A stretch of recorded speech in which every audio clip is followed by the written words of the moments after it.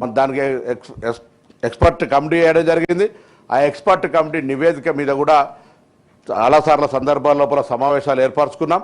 ఒక ప్రణాళిక తయారు చేస్తున్నాం. ఏ విధంగా ఏ స్కీమ్లా ఎవరిని మనం ఆ కమ్యూనిటీ బ్యాక్వర్డ్గా ఎట్లా ఉన్నారు ఎట్లా తీసుకురావచ్చు అనేది చూసినాం. అందులో కూడా అన్నింటికీ మూలం విద్యనే.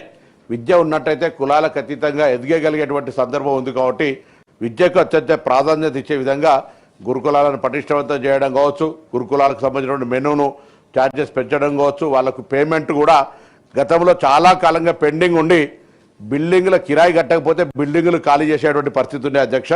దాని నుంచి ఈరోజు పేమెంట్ ఎప్పటికప్పటికి క్వార్టర్లీ క్లియర్ చేసుకుంటూ ఎక్కడ కూడా ఆపరేషనల్ ఇబ్బంది లేకుండా అడిషనల్ కొంత ఇన్వెస్ట్మెంట్ అడిషనల్ అదర్ స్కీమ్స్కు సంబంధించి అంటే స్కిల్ డెవలప్మెంటో లేకపోతే లోనింగో లేకపోతే వాళ్ళకు సెల్ఫ్ ఎంప్లాయ్మెంట్కి సంబంధించిన ఇష్యూలో కొంత ఉండొచ్చు. కానీ అది కూడా రాజీవ్ వికాసం ద్వారా మేము ఆ రోజు పరిష్కారం అయితే అనుకున్నాం. కొంత జాప్యం జరిగినా తప్పకుండా మరొక్కసారి మీ ద్వారా గౌరవ సభ్యులకు అందరూ కూడా తెలియజేస్తాను.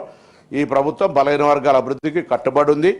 దానికి సంబంధించి త్వరలోనే ఒక బలహీన వర్గాల ప్రజల సమావేశం ఏర్పాటు చేస్తాం. ప్రభుత్వం పక్షాన తప్పకుండా ఒక దిశానిర్దేశం తీసుకొని భవిష్యత్తు కార్యాచరణ తీసుకొని దానికి అనుగుణంగా ఇప్పుడు కేటాయించిన బడ్జెట్లో ఖర్చు రాబోయే బడ్జెట్లో కేటాయించడానికి తీసుకోవాల్సిన చర్యలకు సంబంధించి కూడా తప్పకుండా గౌరవ సభ్యుల సలహా సూచనలు తీసుకొని ముందుకు పోతాం. ఎక్కడ కూడా ఏ అంశం లోపల కూడా అటు హాస్టల్స్కి సంబంధించినటువంటి ఫుడ్ కాంప్రమైజ్ కాకుండా ఎప్పటికప్పుడు పర్యవేక్షణ జరుగుతోంది.